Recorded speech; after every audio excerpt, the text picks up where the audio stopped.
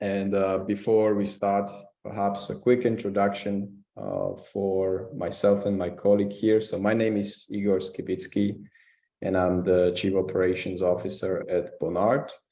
I'm mostly responsible for all the operations that are under the company's roof. However, I have particular interest in China because I myself have lived in China for 7 years between 2012 and 2018. And I have started our branch office there and assisted several of our clients to set up their market presence and build their partnerships in the market.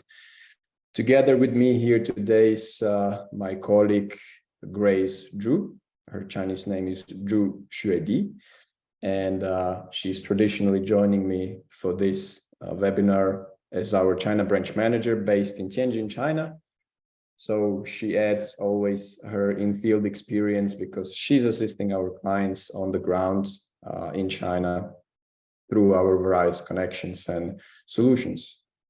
And perhaps let's kick into the session. The theme of today's session is China Asian Markets 2023.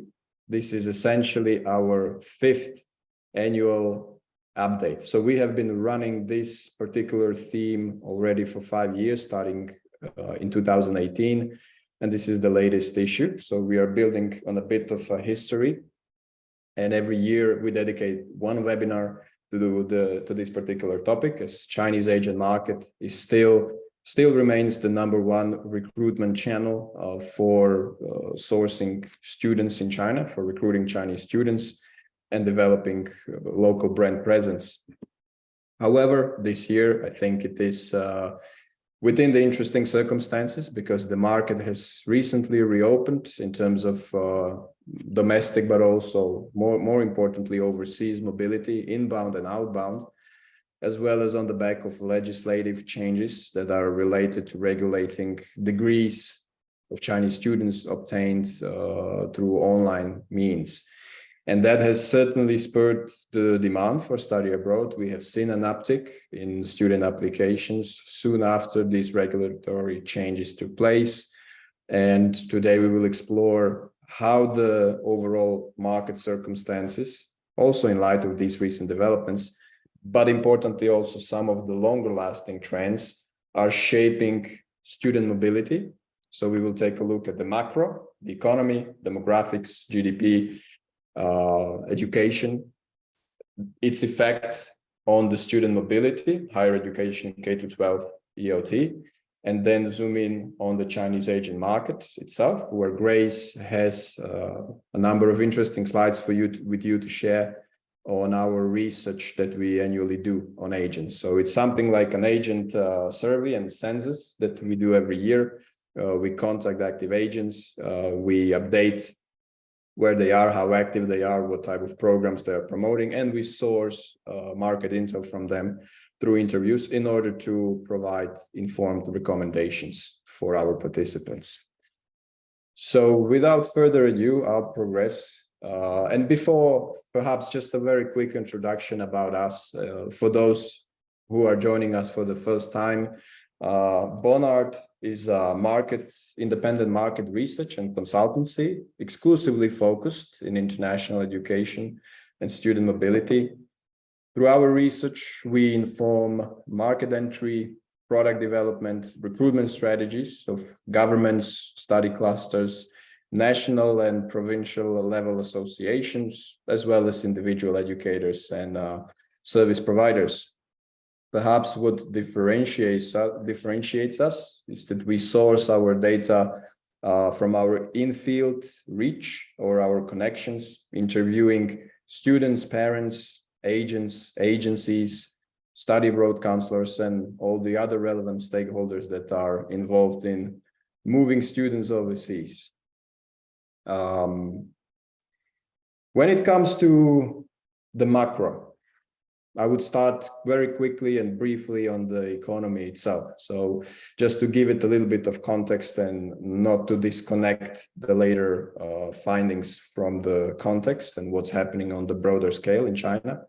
So for 2022, Chinese economy has achieved only a modest 3% growth which compared to the annual target that was set at around 5.5%, was a decline. So effectively, the economy has contracted, and it has been the lowest growth probably in 5 decades, since 1975. So it came on the back of zero COVID, obviously, which made it very stringent on all the individuals and businesses to operate. Also due to severe property market downturn, which has caused definitely a slowdown on the economy, difficulties in global exports and trade, as well as significant drop in share price of Chinese publicly listed businesses. So all these things contributed to the decline of economy, and going into 2023, the economy is likely to see a certain rebound, but it is yet uncertain whether it will be a strong or a very moderate one, or maybe it will remain flat. The main focus areas currently for the economy are a shift from the very export-oriented to a more internally consumer-oriented economy, financial regulations in the banking sector, also regulations in the private business sector, which touched many companies last year, the likes of Alibaba and similar, and as well technology advancements in all the latest technologies, 5G, AI, Internet of Things. In all these fields, China is trying to become a major global contender. What does it mean for study abroad, and why do we mention this broader picture? The reason is that fundamentals in China remain strong. Despite slower growth, it is still a growing economy. When we take a look at the Human Development Index and compare China to 5 top source markets, we can see that China is still trending up strongly compared to the other key markets in areas such as healthcare, knowledge, society, improving standard of living, education. So the fundamentals remain strong, and that sort of encourages students to continue studying abroad, although the student mobility numbers have seen a decline, and we will get to that.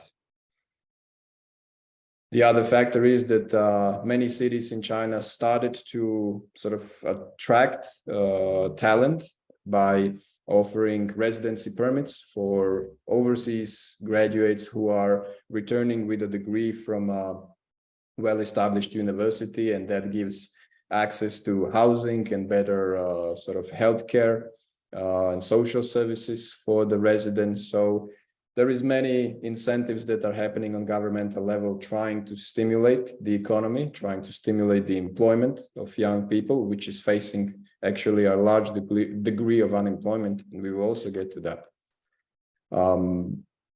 Zooming in on the education itself, so from the macro to education particularly, the last 2 decades have seen China invest considerably in the education capacity domestically. So China currently invests close to 4 trillion yuan into its domestic education market. For the past decade, it has somewhat accelerated, but it's still on a positive upward trend. And one of the major achievements is that China has achieved universal attendance of the primary school education. So all 99% of primary school kids are enrolled in primary schools. And that opened sort of investment into the K-12 and post-secondary, where the focus is currently on building more capacity, more global competitiveness, more quality, in order to retain some of the Chinese students that are interested to study abroad by offering quality capacity and supply, but also to retain and bring international talent to China, so overseas students. And slowly but surely, China is turning into a regional educational super hub. It's attracting more and more students from wider Asia and able to retain more domestic students, which is also probably a factor that contributes to the decline of the student numbers of the Chinese students going overseas. When it comes to the demographics, there is a mixed development. So on one hand, according to recent survey that we looked at, it is projected that by 2030, Chinese middle class will see an additional 80 million of people enter this this segment of population. So those people will have better jobs, better education, better disposable income, and strongly predisposed to send their children, usually one child, because China is struggling in the recent years with promoting multi-child policy as a result of the long-term one-child policy. So they will be strongly inclined to send their child overseas, and their income will range anywhere between $20,000 to $50,000 annually per household.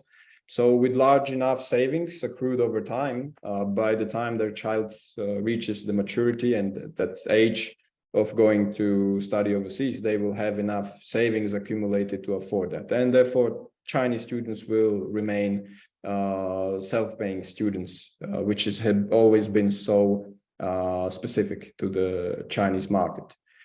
The negative development is that this year the population has declined for the first time in probably decades. So the mortality rate was higher than natality rate, and that negatively impacts the overall demographic structure. So you can think of it as a reverse pyramid, where there will be less and less young people able to sustain the economy, the society, and more elderly people. And there is already signs of that showing in a couple of provinces and cities where there is just less young people and less jobs available for the young people. It's causing an effect on the economy and the economic output itself. So that will become a factor, probably not tomorrow, not next year, but in a couple of years, it will start to have a certain effect on the economic performance domestically, and a factor for the government and for the authorities to consider and to reverse. So going into student mobility numbers, probably the data, as you see, is no major surprise. China, following pandemic and over the last 2 years, has seen the numbers decline for the higher education overseas. So we are sharing the data for all 4 major study destinations, and probably the only exception represents UK, where largely thanks to a combination of several factors that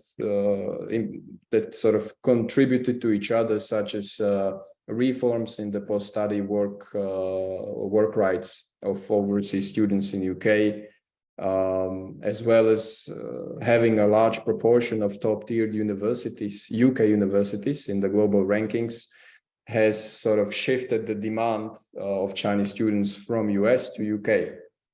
US used to be the dominant market, as you can see, by the sheer number of enrolled students historically. However, the travel regulations combined with more negative sentiment towards Chinese students, especially over the last 2 years, have made it increasingly difficult for students to stay committed to US. On the other hand, US remains the most attractive market in terms of educational quality and the value that it provides for the Chinese students. And it is expected that a recovery is somewhere along the way. However, we cannot entirely predict it. When it comes to Australia and Canada, they have their appeal for Chinese students. Australia, due to proximity and also attractive post-study work opportunities, and Canada through its immigration programs and the value for money that it offers, also being very student-friendly. So even though these countries currently experience a decline, it is expected that a recovery should come as long as the fundamentals remain in place. Some of these that I mentioned in demographics, in the economy, in the education investment. When it comes to the K-12 sector, the decline has been more severe. So parents were naturally more concerned to send their kids overseas over the last 2 years. And it's not only overseas, but also in China, international schools are struggling with enrollment rates, and more parents have taken kids to the public education system.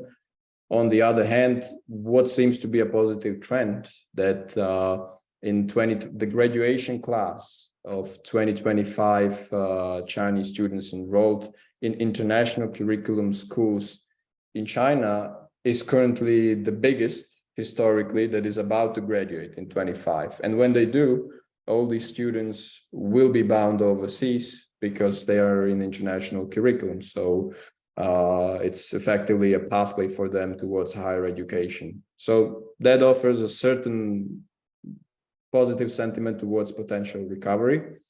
Nonetheless, China remains the largest source market for the K-12 students internationally. And lastly, a slide about the ELT and development over there. Obviously, ELT sector in China is a means to achieve higher education. Historically, it's always been the case. So Chinese students were always leveraging English preparation in the form of pathway foundation programs to enroll into universities overseas. And therefore, it strongly correlates with the decline in higher education. On the other hand, it's probably worth to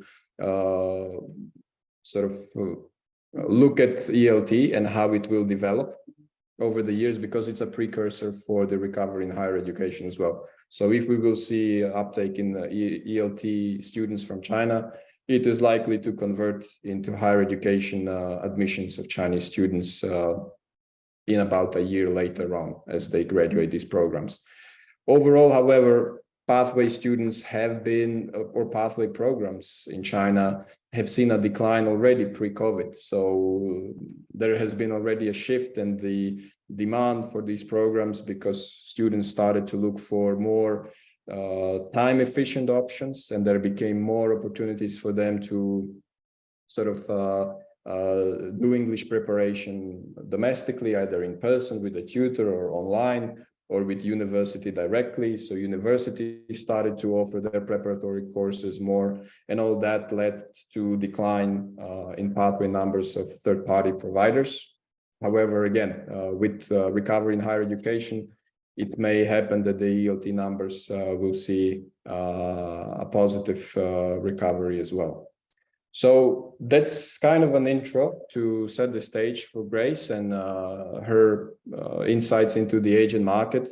I think what is worth to take away from this is that the fundamentals remain strong when it comes to investment in education, demographics, middle class growth, and the appetite for study abroad. But currently the numbers are in decline. Nobody has a crystal ball if they will grow next year or in 5 years. But it's worth to sort of stay observant about the market. And Grace, having said that, perhaps over to you.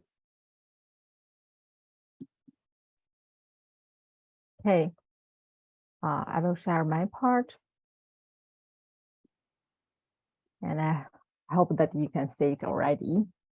And well, first of all, thank you, Igor, for the introduction about the general market situation and also the student mobility update.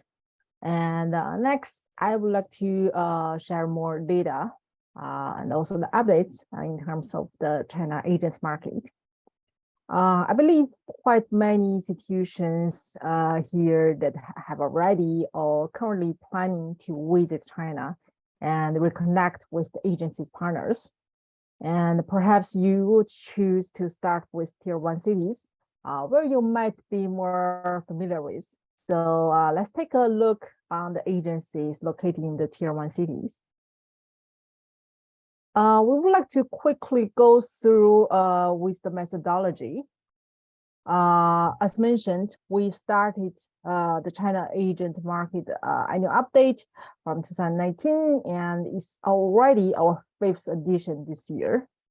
And our data collection started actually nearly 15 years ago. And ever since then, We have been building and also updating our in-house database and monitoring the agent market update and also the overall trend.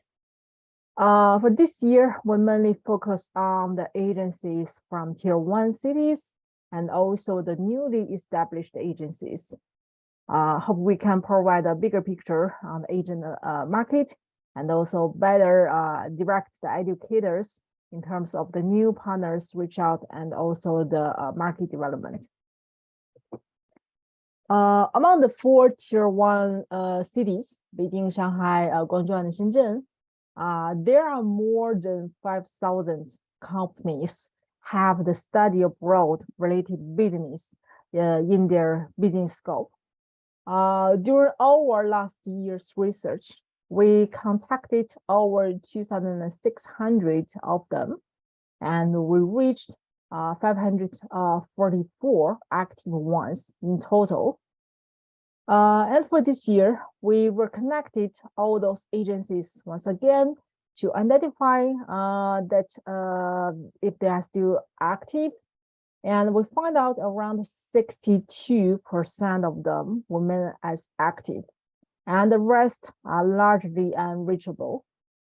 Over here that we also have listed out the ratio and also the exact numbers on the chart below, and also in the map where we can notice that the agencies in Shanghai has the highest rate and number remain as active. Well, the number in Guangzhou is relatively low compared to the rest of the cities. Later on, actually, we can also see the similar trend among the newly established agencies. And we believe it can give the educator a certain idea in terms of which cities to start with. Well, we also collected data on the program tab distribution. On the chart showed on the left, we can see there's no significant change regarding the overall program tab promoted by the agencies compared with last year. And we only noticed a slightly less, there are like slightly less agencies are promoting K-12 programs for this year. And on the right hand, we also listed the breakdown comparison by city, where that we can see actually in Guangzhou and Shenzhen, the agencies seem to have a higher interest on the K-12 and also ELT programs. When it comes to the destination focus, of course, the traditional English-speaking destinations still remain as the top, where we can notice actually the interest of US and Canada increased slightly compared to last year. And it also in line with the general feedback during our regular catch up with the agencies. As the China border reopened and a series of COVID-related policies actually stopped, the students, they normally consider that they would have more options, more choices right now. So actually the inquiry on US and Canada are gradually recovered recently. On the next part, that we also want to share the trend of the agency's establishment in the last 4 years, where we believe it actually can demonstrate the agency market in a bigger picture. To collect the comprehensive data and also understand the general trend, we studied the number of agencies established in each year, even before 2000. Here, I would like to explain that agency means it actually refers to a company or individual that includes study abroad related business in their company's business license as one of their main business scope, which is commonly referred to agency or agent.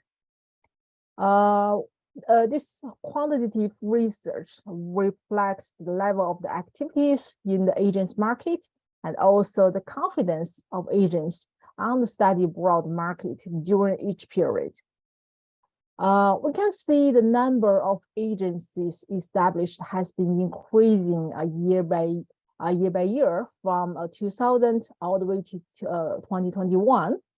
And we're actually started with a relatively steady growth stage before 2012, and then a period of repeat growth after that. Where that actually the average year-on-year growth rate is around 49% during 2012 to 2021, especially after it became no longer necessary for study abroad services agencies to gain the state council approval from 2017. Of course, due to the COVID situation, the number of agencies newly established has decreased for the first time last year.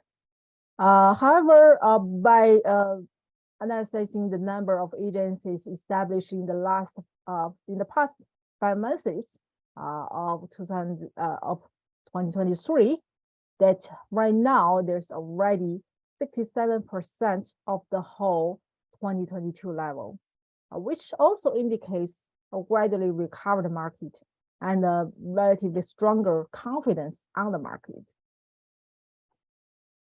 As we all know, December last year can be considered as a certain turning point for the China market. So we divided our study in different stages, where we can see the top cities that have the most newly established agencies from March 2019 to last December. Among the 45,000 randomly selected newly established agencies over here, that we can see Shanghai occupies around 8%, where then followed by Beijing and also Chengdu.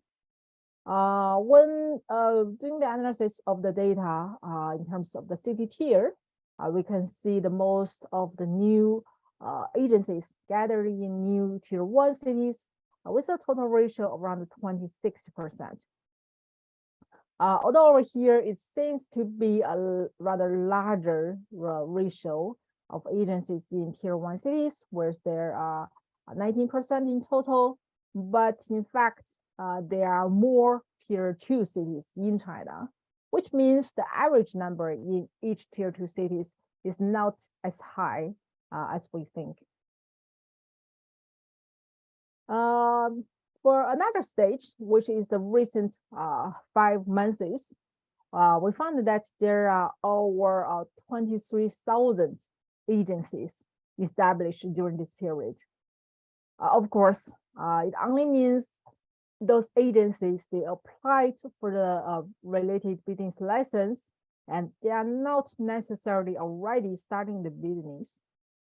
And of course, most of them haven't set up an official website or no social media accounts yet.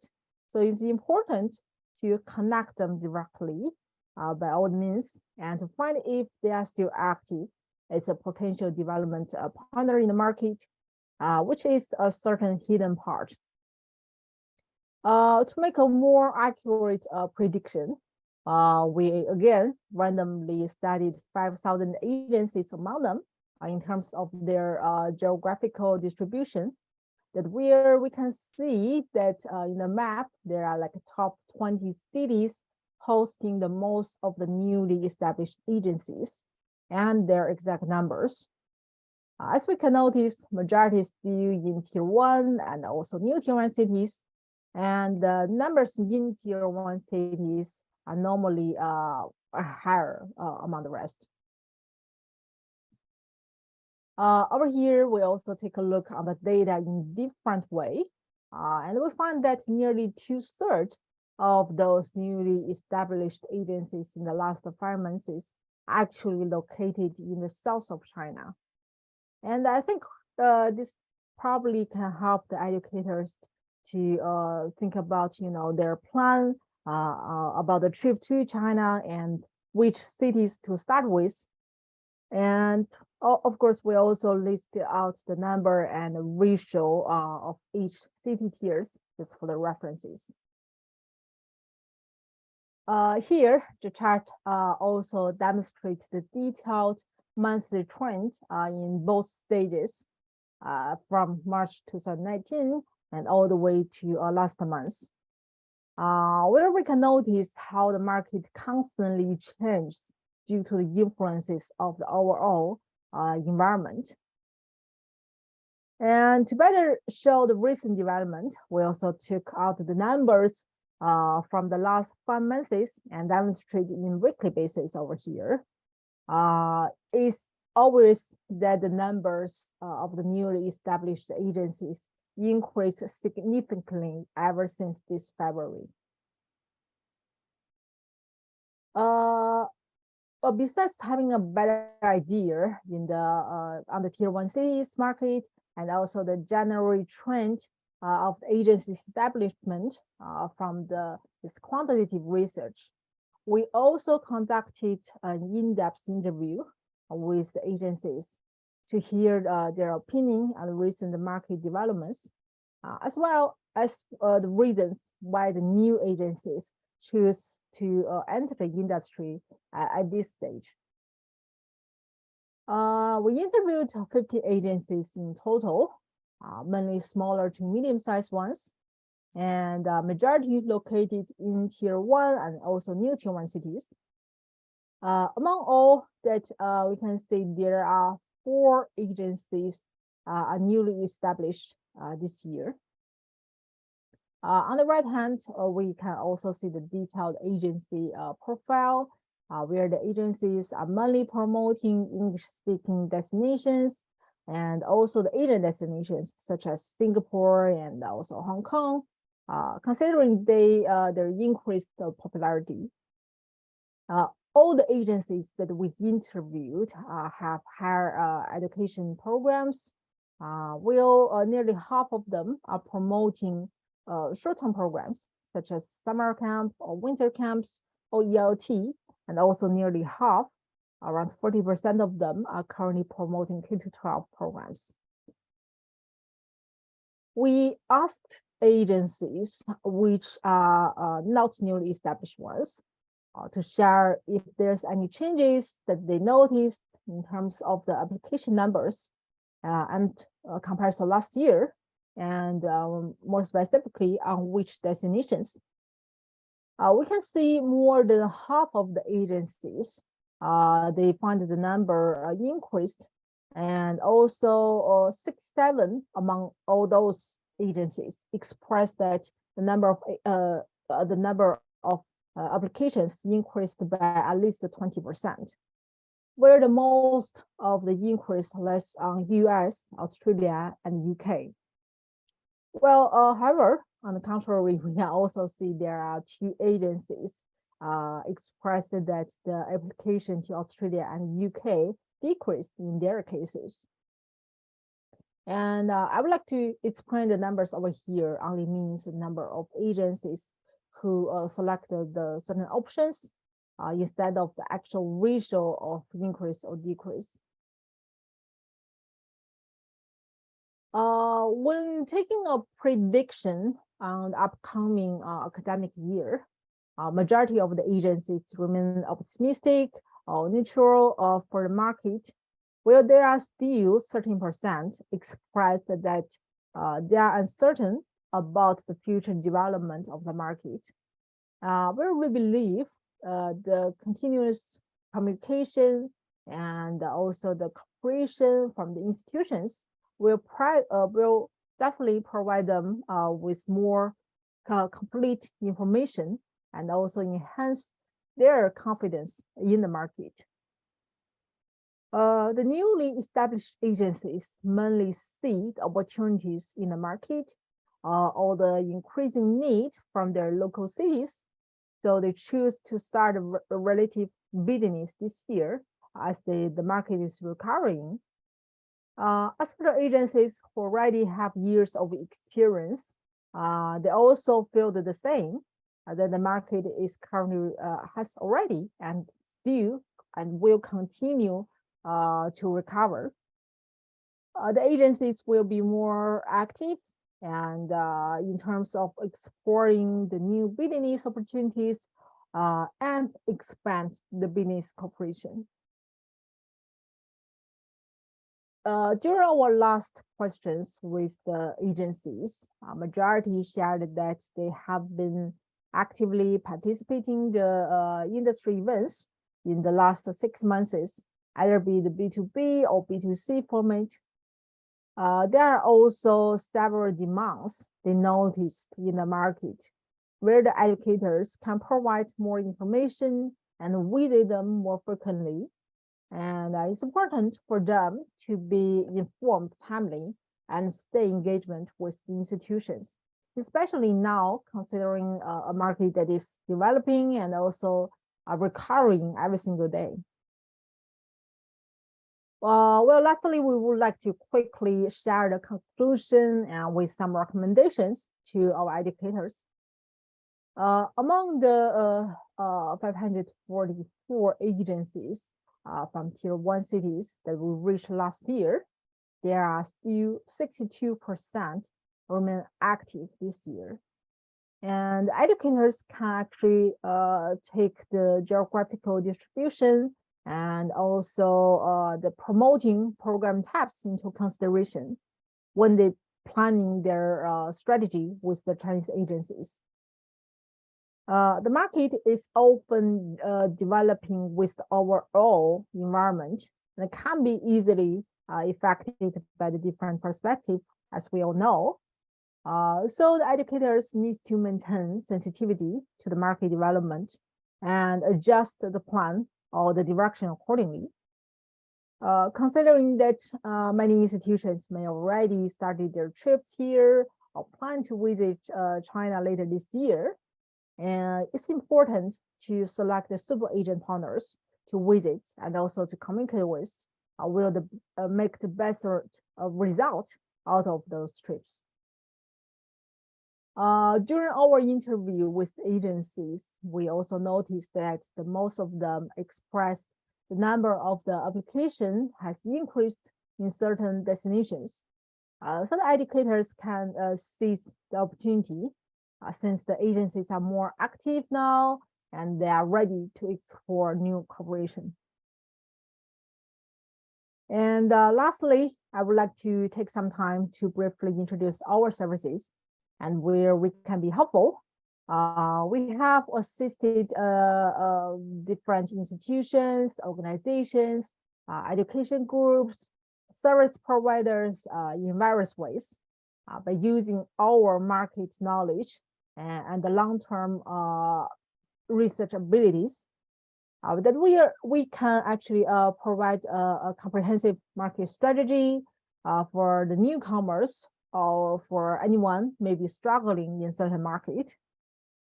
We also have experience with the cost-effective solution for the dedicated in-country representative who probably can be the key for all related market engagement.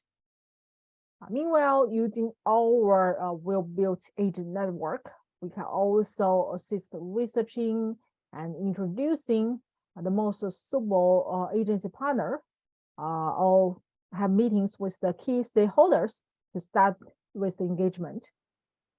And of course, lastly, we can also provide the B2B event management and the participants recruitment for the organization members to help them quickly immerse into the local market. So if you would like to learn more how and where we can be helpful, just please feel free to reach out. I want to share that we are offering a subscription into our market monitor, where there is a selection of the best industry-related news worldwide. It provides a daily selection of the key and the most relevant news. So just please feel free to scan the QR code here and subscribe. And lastly, I want to say that again that the whole presentation will be automatically shared right after the webinar. So thank you all. So I think we can take some questions if there's any. Sure, we can. And thank you, Grace. Tremendous insights, and thank you and your team for again, delivering another annual update on the Asian market. This year, we chose to focus on the tier 1 cities. That's probably where most of the educators intend to return to sort of rebuild their partnerships. But as you probably saw, it's really the tip of the iceberg, because there is so many counselors and agents entering the Asian market. All those newly established agencies, which was probably running close to 40,000 last year in terms of established businesses, you have to understand that not all of them will eventually end up focusing on study abroad. But when they incorporate a business, they include study abroad as one of their areas of business on the business application, on the company incorporation. So many of them won't, but many of them will. And it doesn't mean that they are sort of traditional stone offices. It can be boutique studios. It can be several individuals joining together, forming an online agency.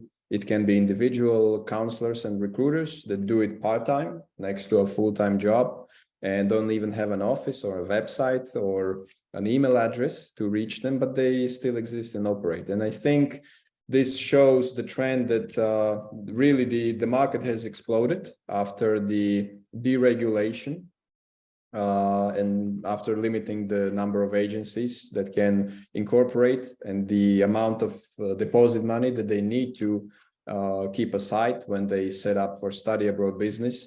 So now it's a very counselor-driven market. They are not easy to find, for sure. Like, there is public records where they have company profiles, but it's all in Mandarin. And then you still need to reach out and verify if they're active and if where they are based. Therefore, it's literally not possible to monitor the entire market. We monitor around 2,500, those that are sort of traditional stone offices, agencies. But out of them, we focused on the upper tier. I think let's take a few questions. We have a lot of people still connected. We started at around 160. We have still 140. So that's a tremendous respect for your time. And it seems that the content is being entertaining. And let's perhaps take a look at the questions. So one of the first questions was whether the annual salary of middle class was stated in US dollars or RMB. That was in US dollars. So in RMB, it would be equivalent of 100 to 400,000 RMB per household. Another question was related. Now the Chinese universities are are focusing on sort of more quality and trying to be upper ranked in the global rankings, whether that is potentially taking away some of the students that would be sort of focused on study abroad. Not necessarily. Like the capacity in China, especially with these top ranked universities, is very limited. I don't exactly know the number, but I think the top ranked universities in China can take less than 1% of those students that graduate. And the graduate class was close to 13 million last year. So you can imagine how many of them will not get into the institution of their choice. And it's rather the overseas quality and ranking of institution that matters when it comes to Chinese students' choices. There's also a question regarding the junior summer camps. I think it's a relevant one. And perhaps, Grace, you have any in-field insight on that. My understanding is that the junior camps, they have been such a strong program in the past. By some statistics, probably as close as 300,000 juniors were going for these experiential study tours and summer camps overseas, the seasonal programs at the peak of it. So obviously, COVID has totally flattened the sector. On the other hand, there is again signs of interest. Has the demand strongly picked up? It's difficult to tell, because these agents that were focused on junior summer camps, they made their margins on a lean operation. So they could book flights cheaply, long in advance, and put together the schedule cost effectively, and therefore create a margin for their commission. But now travel is more expensive. All the services are more expensive. Tuition has increased, so the cost is higher. But it also means that they will charge the parents more. and it's still a strongly fundamental program when it comes to creating the desire of Chinese students to study overseas. There is still no replacement in a way, because even domestic summer camp programs, they don't offer the same value. Like only if you go abroad and immerse, you can really see how it feels, and that kind of motivates those students and parents to pursue overseas education. Grace, do you have any opinion on that? Well, I must say I totally agree. I mean, even from the numbers that showed earlier, that we can see, the number of agencies who's currently promoting short-term programs or ELT programs, are relatively lower compared to other sectors, of course. But there are still a certain, nearly half of them currently promoting such kind of programs. And I think there's definitely a space. And especially in terms of this year, where that we already know a certain number of agencies are currently organizing the first junior summer camp, right after 3 years of COVID. And I think they are just trying to have the first-hand information and also the feedback from the students who participating in this year, so they can invest probably even a little bit more later on. But for for this year, I guess people are still trying to monitoring the whole situation. Agree, and probably as one of your slides showed, 2/3 of agents haven't participated in any recent events. Events could actually be one of those platforms where this initiative can be again kickstarted and the partnerships with summer camp providers rebuilt. So that's probably an area to look at. There's a question regarding what are the new tier 1 cities, if you care to explain very briefly. Yeah, I probably can answer this question. For all the cities in China, that there are certain dimensions that we used from the I would say there's several of the dimensions that we would take into consideration as an index, such as the economic situation, such as the activity, such as the business development of the city. So we can value them and consider them as tier 1, like basically different them as a tier 1, new tier 1, tier 2, tier 3, and then the lower tier cities. Each year, the new tier 1 cities actually would change a little bit. And I think if you will be interested, I can definitely share a link, how we measure all those demonstrates and how we distribute different cities, into different tiers. Sounds good.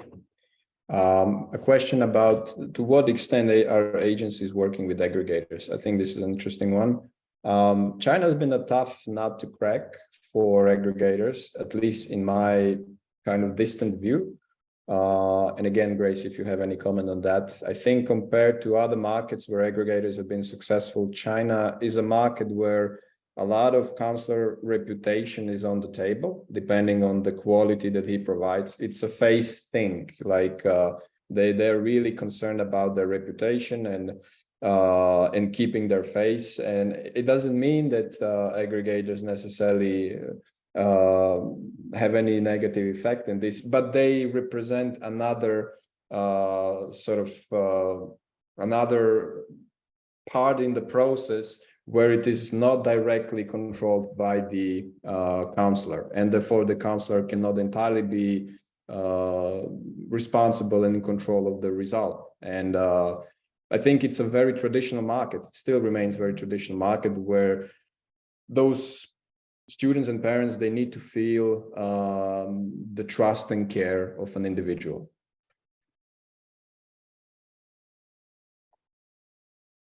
All right. Perhaps one more.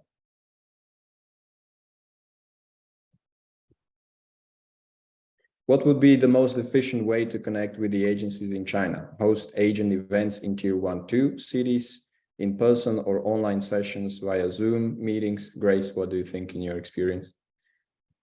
I would say for this year, definitely, if you'll be able to come to China and visit the agencies, it will be definitely the best, to connect with them in person. Agency events are always welcomed, as I just showed earlier. Many of them have already participated at either B2B or B2C events, and that I'm aware a lot of events are also organizing and happening, soon or later this year. I would say the online sessions also works, but only in the later stage of the communication. Once you already establish the cooperation with the agencies, it can be considered as the main channel of the regular catch up, the communication. But I wouldn't recommend to start with a new agents if you have the opportunity to come over here. I would say for Chinese agencies or for Asian agencies, in general, it's always important to build this in-person engagement, and it always shows the best result from our previous experience. Sounds like proper advice. Thank you, Grace. And yeah, just for your information, I'm going back to China in September after 3 years, and Grace is coming to Europe as well to see our colleagues here after 3 years. So we are excited about that. I was at NASA the other day, and I saw a large pavilion of study in China universities there, and all the major agents like NHE, New Oriental, JJL, they were there. So it's definitely business as before when it comes to traveling to China and meeting partners in person. Thank you so much. You've been great with the questions today and with your participation. We still have over 100 people, but we are respectful of your time. Therefore, thanks for joining. Have a wonderful rest of the day, wherever you are in your corner of the world. And do feel free to subscribe to our market monitor. Do feel free to reach out for any additional context. Feel free to share the slides with your colleagues and teams that you work with. And yeah, stay tuned for more information about China market. We will continue to bring it and continue assisting all the educators and service providers that are interested in the market. Have a wonderful day. Bye-bye.